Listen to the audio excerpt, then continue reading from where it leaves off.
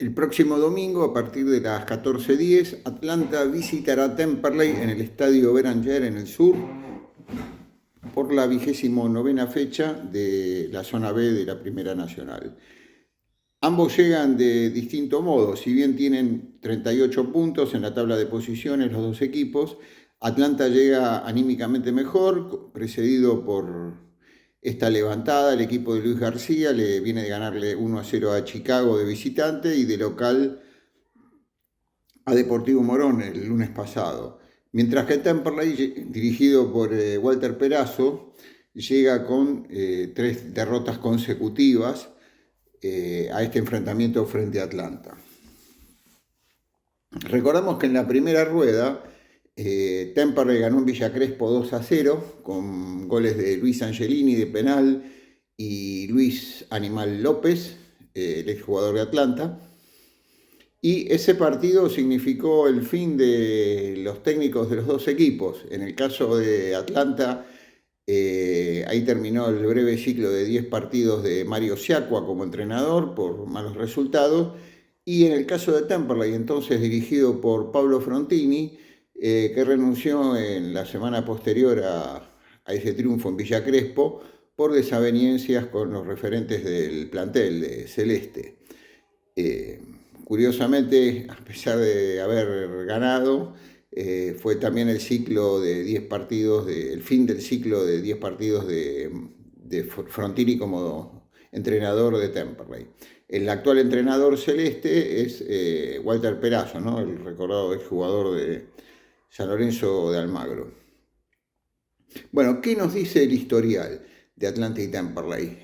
Amplia ventaja de Atlanta sobre el equipo del sur de Gran Buenos Aires, le lleva 11 triunfos en el historial que tiene 61 capítulos. 61 veces se han enfrentado Atlanta y Temperley en forma oficial.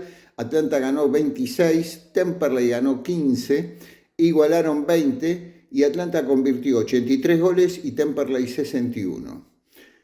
Los 61 partidos se repartieron en varias categorías. Jugaron 9 veces en Primera División, 16 por la vieja Primera B, 10 por la Primera Nacional y 26 por la B Metro. Ahora bien, la ventaja que ostenta Atlanta en este historial se consolidó en los últimos, digamos, 15 años. ¿Por qué? Porque el triunfo que Temperley obtuvo en la primera rueda en Villa Crespo puso fin a un ciclo de 11 partidos en los que Temperley no le pudo ganar a Atlanta y no le ganaba, de hecho no le ganaba en Villa Crespo desde el año 2000. Ahora, actuando como visitante en el sur, Atlanta no pierde ahí desde el año 2010, el 27 de enero, Temperley le ganó a Atlanta 2-0 por la B Metro 2009-2010 con goles de Luis López y el arquero Federico Crivelli de tiro libre penal.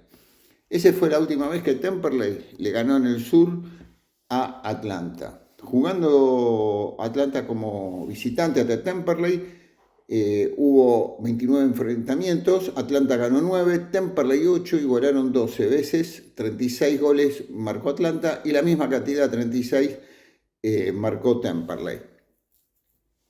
La última vez que jugaron en el sur fue en el año 2022 por la Primera Nacional y recordamos que ahí ganó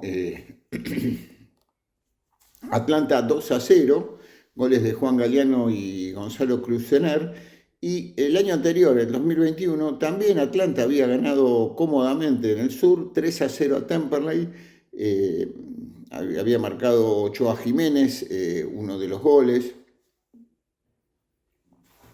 Así que el historial viene favoreciendo a Atlanta, especialmente cuando juega en el estadio Beranger. ¿Cuándo se inició este historial? En 1953 fue el primer partido oficial. Atlanta goleó 4-0 en Temperley, en Villa Crespo.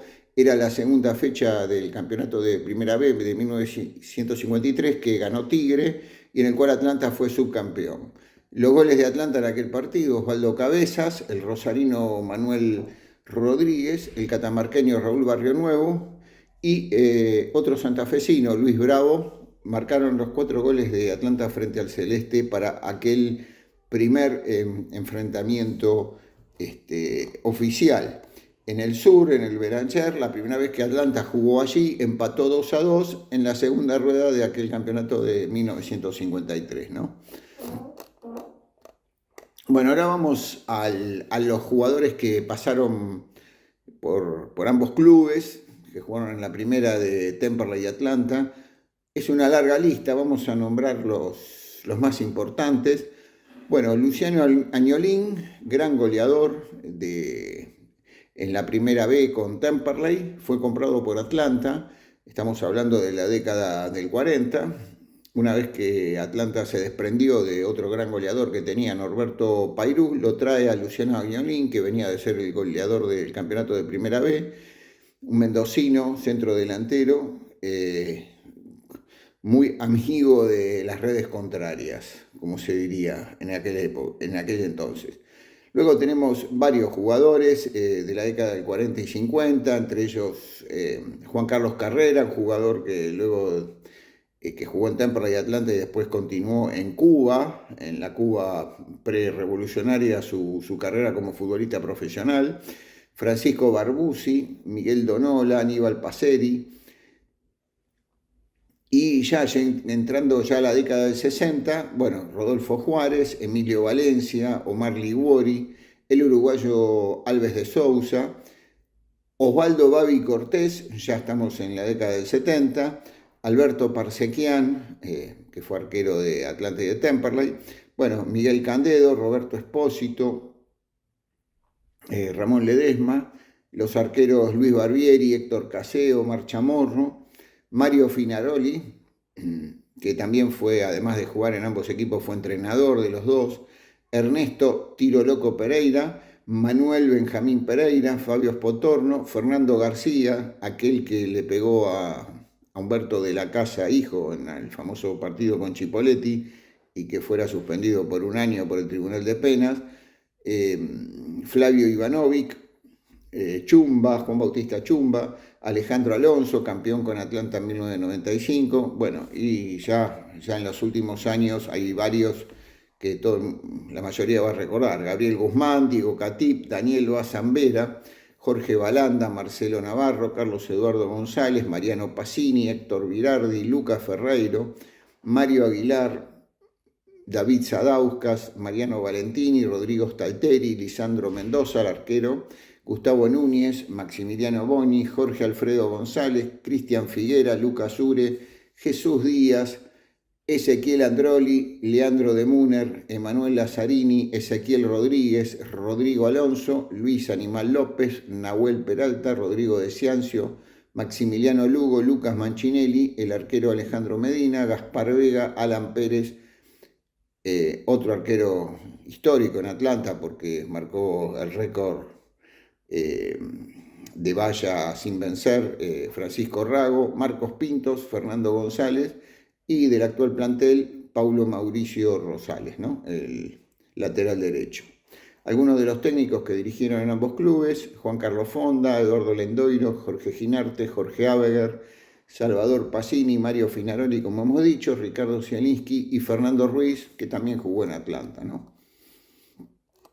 Bueno, ahora que cuando uno habla de Atlanta y Temperley es inevitable no recordar o caer en la famosa final de 1982, los 2 partidos que se jugaron en Huracán. Recordamos, el campeonato de Primera B de 1982 fue ganado por San Lorenzo de Almagro y luego se jugaba un octogonal, un reducido entre 8 equipos, un octogonal cuyo ganador también acompañaba al que había ascendido en forma directa, en este caso San Lorenzo. Atlanta, luego de dejar en el camino a Deportivo Español y a Banfield, llegó a la final de ese octogonal para enfrentar a Temperley. Se pactó que los 2 enfrentamientos iban a ser en cancha de Huracán, en Parque Los Patricios, y fueron 2 finales emocionantes. Primer partido, Temperley le gana 2-1 a Huracán, un sábado por la noche. A los 45 segundos de empezado el partido, Masoto, en un córner y un quedo de la defensa de Atlanta, pone en ventaja a Temperley. En el segundo tiempo, a los 19 minutos, hay un foul al olavarriense Omar Porté de Atlanta en el área penal, cometido por Oscar Aguilar, que años después pasaría por Atlanta. Entonces, cobrado por el juez Rolando, y Porté mismo convierte y marca el empate. Pero sobre la hora, Dabrowski de cabeza marca el gol de triunfo para Temperley, que así se queda con el primer chico por 2-1.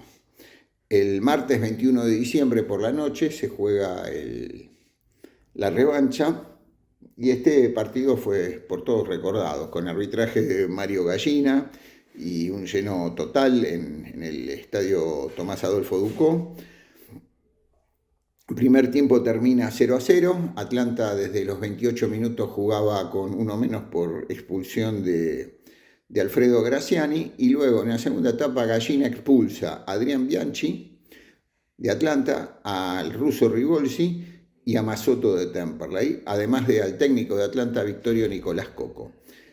Así juegan 10 contra 8, cuando a los 22 minutos del segundo tiempo, y con un empate que clasificaba ganadora y le daba el ascenso a Temperley, hay un penal que le comete Piris a Porté, y Porté nuevamente patea, como en el partido de ida, ese penal y lo convierte, así que Atlanta se pone en ventaja 1-0.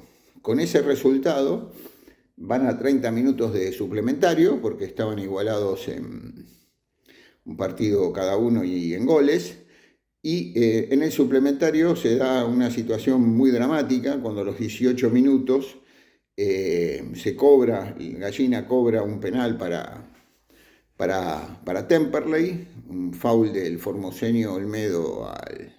del cordobés Olmedo al chileno Lacaballel, delantero de Temperley. Ejecuta a Piris y la pelota rebota en un poste, y así se llega al final del partido. Atlanta, con 2 hombres menos, le gana a Temperley y van a la definición de penales. En los penales gana Temperley por 13-12. Se convierten todos los penales que fueron ejecutados, 13-12, y el penal que le da el ascenso a Temperley fue atajado por el arquero Casé, que también luego jugaría en Atlanta, a Enrique Rabina, que ya había convertido uno, y cuando fue a repetir su disparo, marró, lo cual le dio el ascenso a Temperley.